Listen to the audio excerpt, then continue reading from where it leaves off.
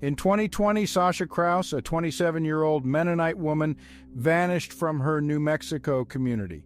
Weeks later, her body was found 270 miles away in Arizona. The investigation uncovered a shocking suspect, an airman with a dark motive. This is the chilling story of Sasha Krause's tragic murder and the search for justice. If you're interested in true crime stories like this, don't forget to like, subscribe, and hit the bell for more in-depth content.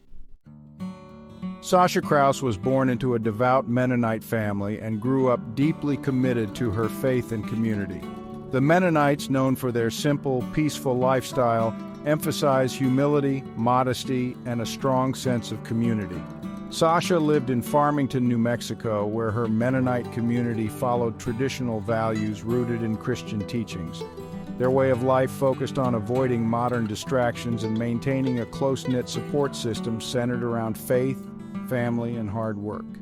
Sasha was a dedicated member of this community. She worked as a teacher, often helping with religious education, and was involved in organizing materials for the church.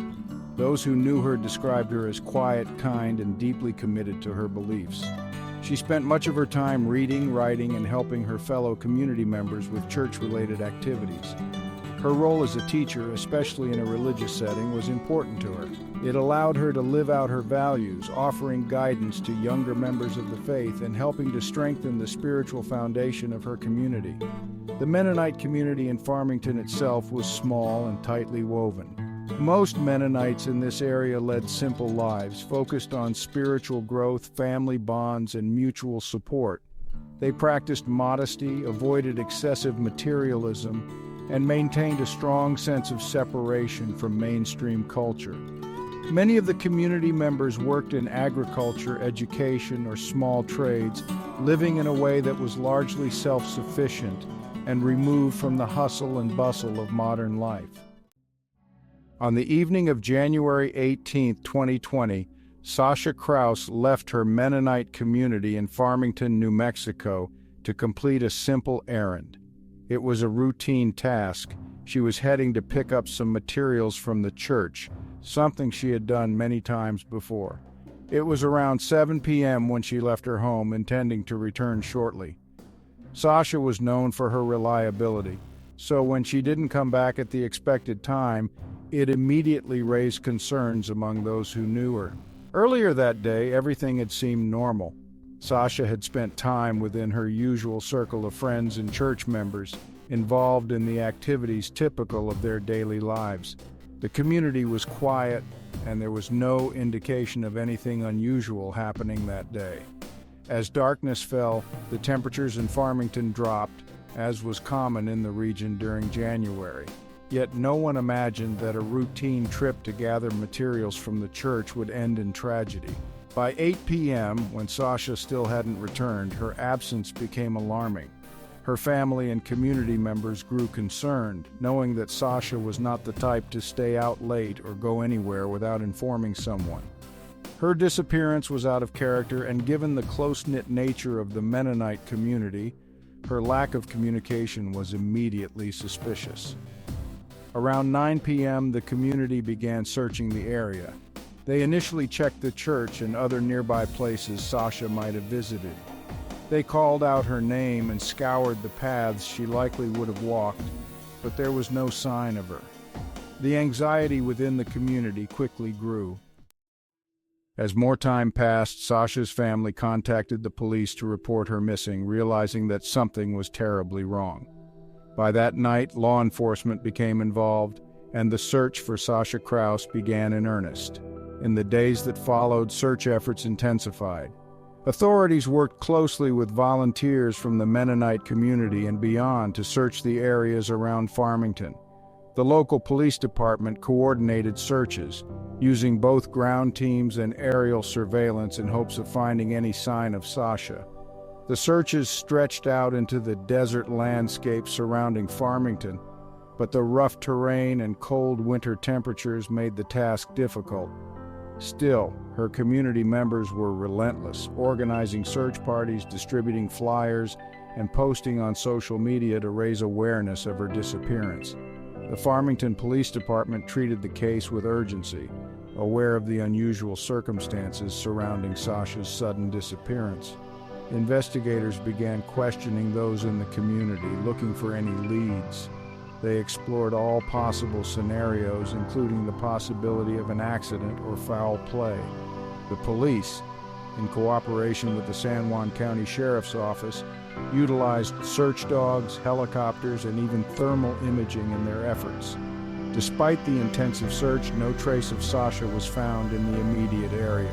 Her disappearance made headlines across New Mexico, capturing the attention of local news outlets. Flyers with Sasha's face circulated throughout Farmington and nearby towns, and people from various communities began to pitch in to assist in the search. Her family and friends, devastated and desperate for answers, continued to work with authorities, pleading for information about her whereabouts. Weeks passed with no solid leads. Investigators widened the search area, following up on every tip and lead they received, but each one seemed to end in a dead end. The case remained active, but the lack of evidence frustrated both law enforcement and the community. Meanwhile, Sasha's family maintained hope, though the anxiety and fear for her safety weighed heavily on them as the days dragged on without answers. On February 21, 2020, after weeks of searching and uncertainty, the body of Sasha Krause was discovered near Sunset Crater National Monument in Arizona. This location, roughly 270 miles away from where she had disappeared in Farmington, New Mexico, came as a shock to her family and community. The remote nature of the site raised immediate questions about how she had ended up so far from home and what had happened to her in the time since she vanished. Sunset Crater National Monument is a volcanic field located northeast of Flagstaff, Arizona. The area is known for its rugged, desolate landscape, marked by lava flows and sparse vegetation. It's a relatively isolated area, primarily frequented by hikers and tourists interested in its geological features. The fact that Sasha's body was found in such a remote location made it clear that whoever had taken her had gone to great lengths to ensure she wouldn't be found easily.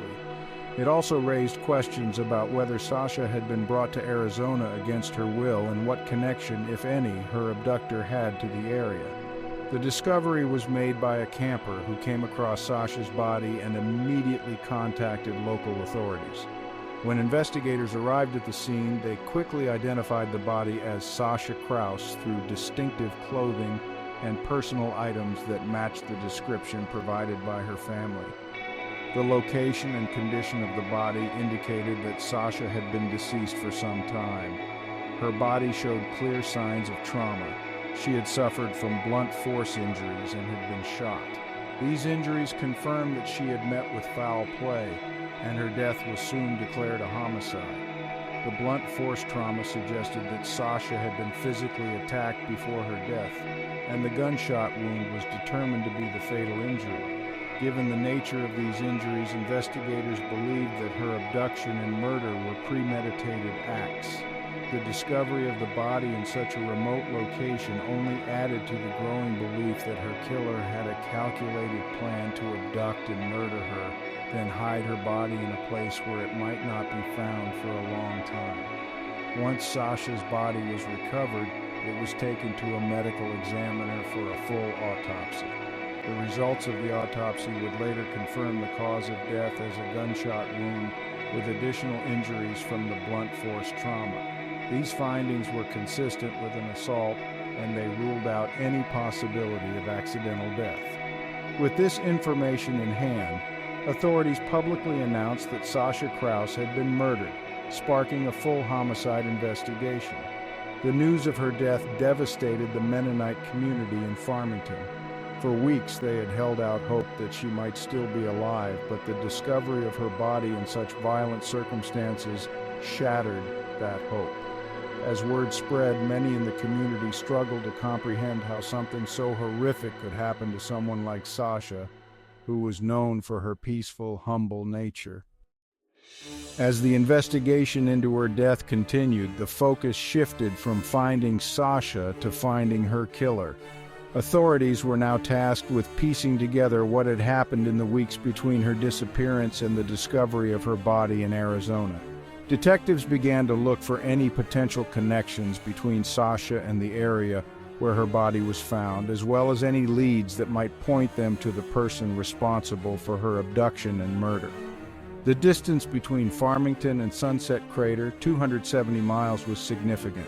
It suggested that Sasha had been transported across state lines, raising the possibility of federal charges once her killer was apprehended. Investigators began tracing all available evidence, including cell phone records, surveillance footage, and any witnesses who might have seen Sasha in the days following her disappearance. The goal was to uncover any clues that could shed light on how she had been taken so far from home and who might have been involved. As more details emerged, the investigation into Sasha Krause's death would soon point authorities toward a suspect, but for now, the discovery of her body marked the beginning of a new phase in the search for justice.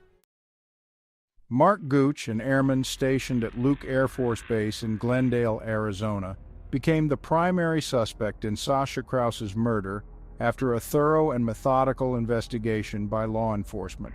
Gooch, 21 years old at the time, was originally from Wisconsin and had enlisted in the U.S. Air Force, where he served as an airman stationed at the base in Arizona, approximately 300 miles from Farmington, New Mexico. Gooch had no direct connection to Sasha Krause or her family, but as investigators dug deeper, they uncovered troubling details that eventually linked him to her disappearance and death.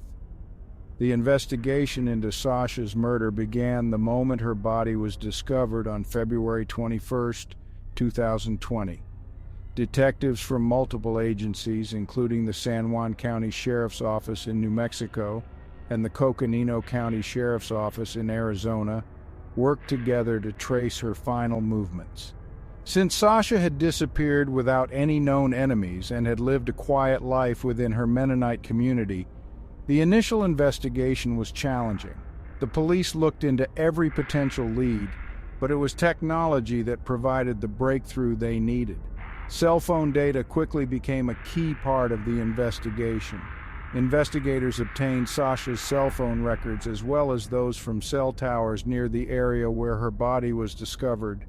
They analyzed phone pings to determine whether any unfamiliar devices had been in the vicinity during the time of her disappearance and after her murder. This data revealed that Mark Gooch's cell phone had pinged in locations that put him both near the Farmington Mennonite community and later in the area where Sasha's body was found near Sunset Crater. This discovery was particularly significant because Gooch had no known reason to be in Farmington or near Sunset Crater National Monument. His movements aligned with the time frame of Sasha's disappearance, which raised red flags for investigators. Furthermore, Gooch had a well-documented dislike for the Mennonite community, which soon became a crucial aspect of the case. As part of the investigation, law enforcement officers interviewed Gooch. He initially denied any involvement in Sasha's disappearance or murder, claiming he had no connection to her or her community.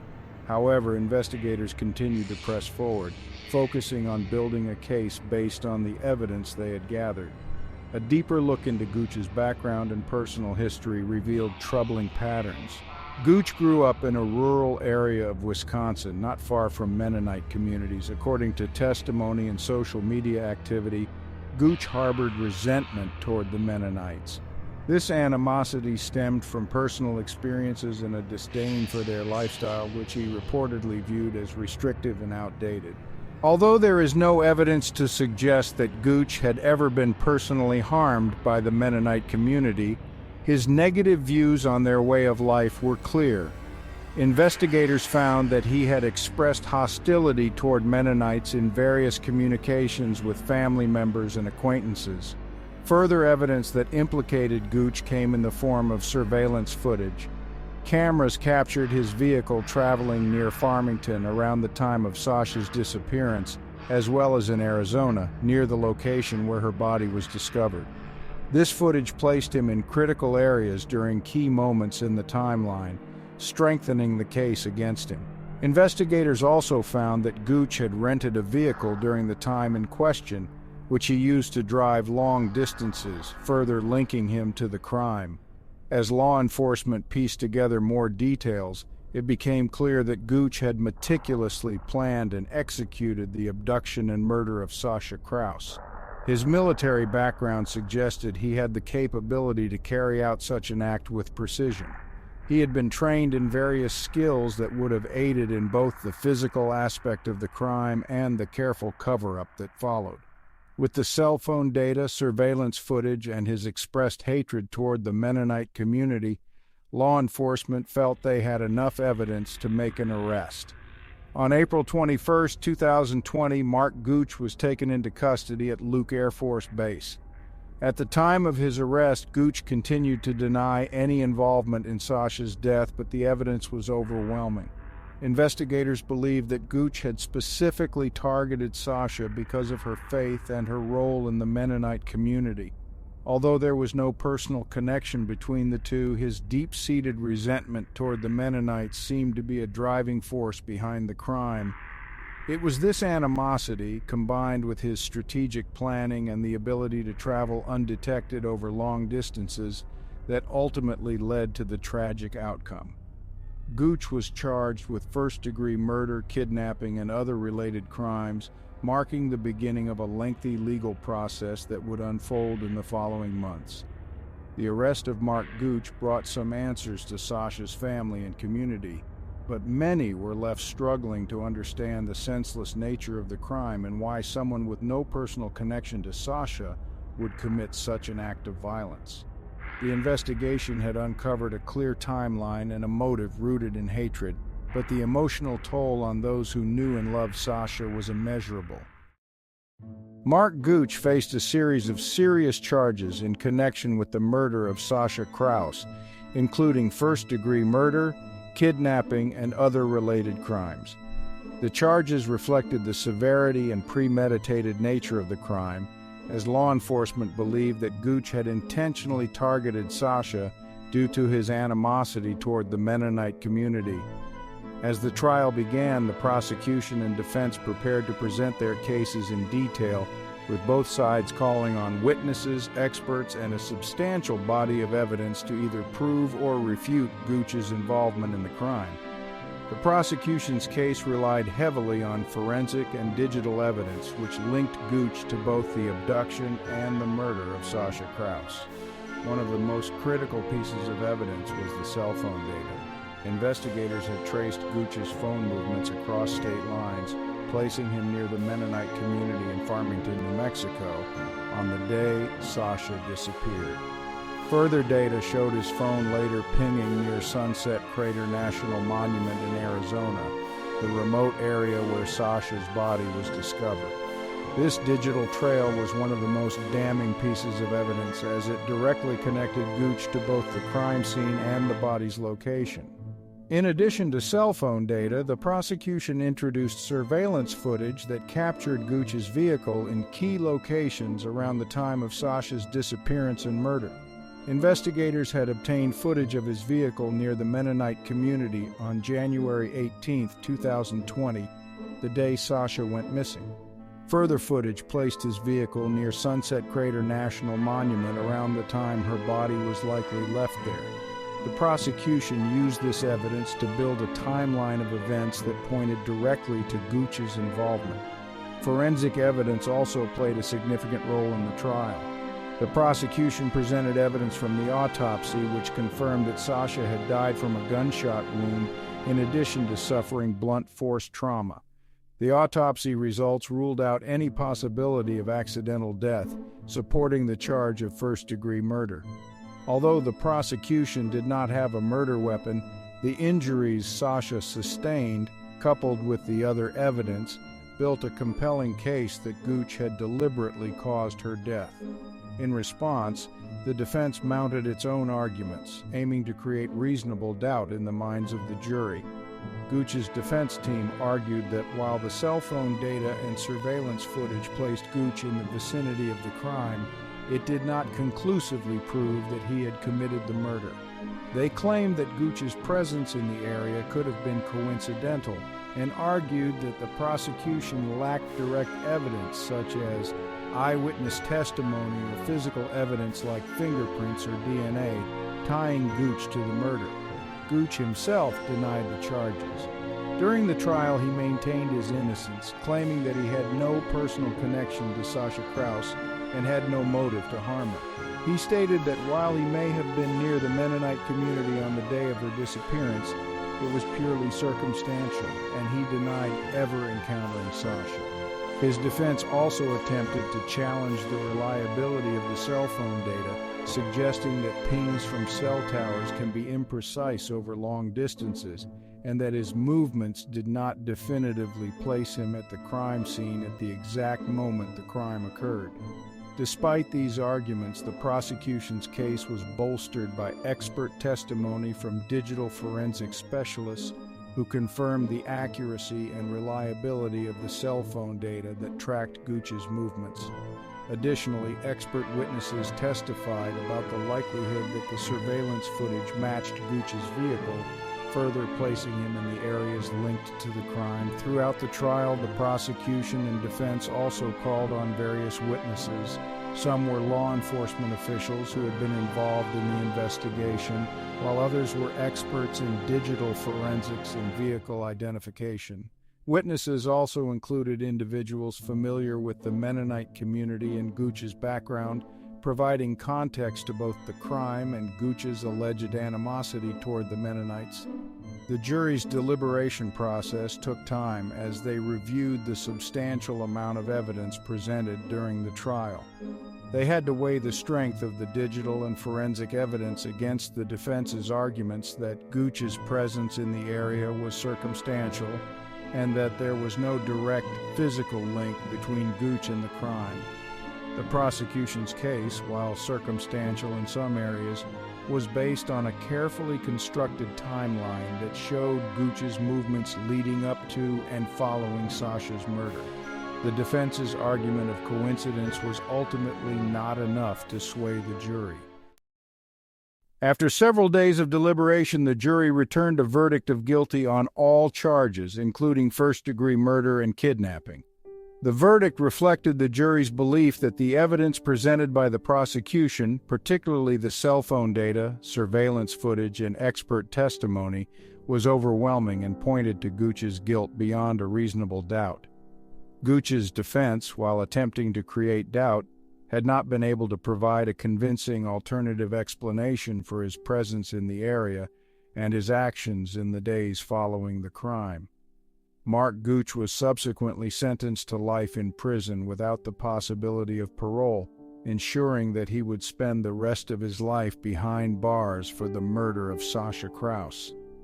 The trial had brought some level of closure to Sasha's family and the Mennonite community, though the senseless nature of the crime continued to haunt those who knew and loved her.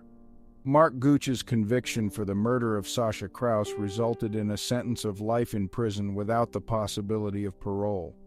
The decision came after a thorough trial where the jury found Gooch guilty of first-degree murder, kidnapping, and related charges.